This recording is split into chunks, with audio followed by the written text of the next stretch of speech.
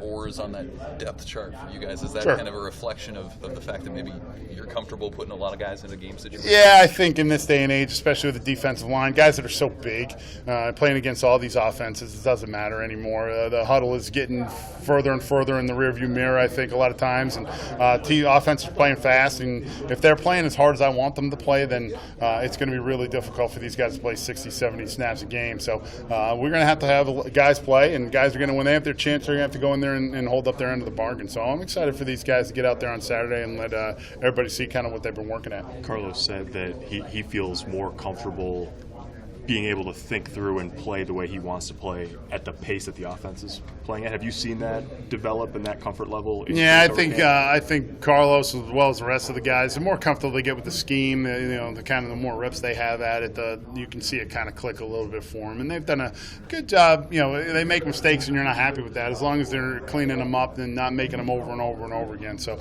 I think starting to pay attention a little bit to the details and kind of how each call would affect him, and he's starting to see that. So I think that's going to allow him to play faster. The more you have it down and the less, you use the term think, the less thinking you have to do, the better off. You just react and play and go out there and do what you've trained to do, and you'll be all right.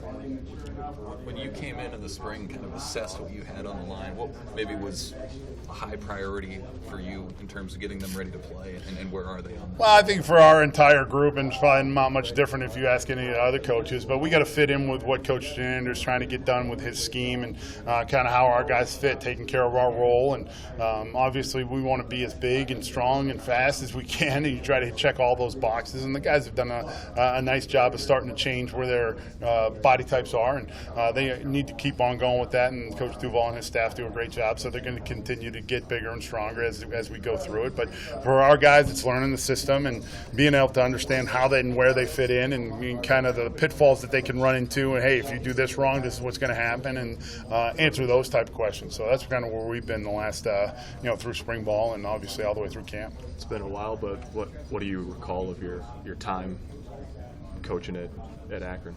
Oh, I had a great couple years at Akron. I wasn't sure where you're going with that one. Yeah, it was great. We were on a great staff. We were lucky. I had a great head coach and a great defense coordinator that I'm still friendly with both of them, and they were great guys to work with and work for. And we had a lot of fun. We really enjoyed our time. My wife and I are both from the East Coast, and we weren't really sure about going out to Ohio, but we loved our 3 years that we had in Akron, and we're actually back to this summer for a wedding, which was pretty cool to kind of see some of the old places that we had been. So it was good. I'm looking forward to seeing Zippy and the boys get over here on Saturday.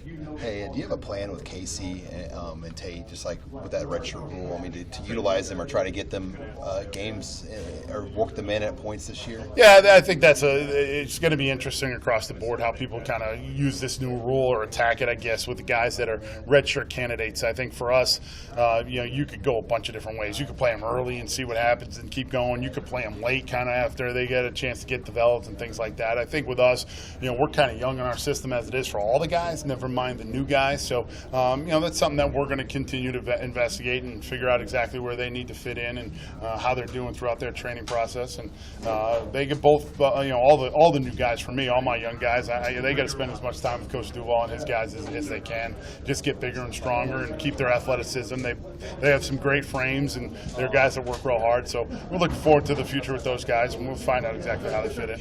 What kind of camp did Mick have for you when you kind of break down what he did the whole month of August? Yeah, Mick did a great job as far as coming to work every day and working hard. The thing that I, kind of about halfway through camp, Coach Tinander and I were talking about, he missed the entire spring. So, it was almost like he was starting at day one. I think he had maybe a couple, 2 or 3 practices early in the spring, and that might have been just helmets. So for him, he was kind of starting a little bit fresh. He did have the summertime to kind of start to get them learn the terminology and all that. So he's still learning and how he fits. And I think it's a daily process. Hey, if it's this stun or this blitz, and I get this type of blocking scheme, how am I reacting to that? And the more he does it, the better he gets at it. How much are you able to mix and match right now going into game week with guys that are maybe ads that can come out and play in the middle for you? I mean, do you have a lot of versatility? Yeah, I think with us, the more versatility the guys have, the better off. They're all in the same meeting room. room. They're all sitting next to each other. So if they don't know what the man next to them is doing, they're going to have a hard time carrying out their job. So we're in a pretty good situation where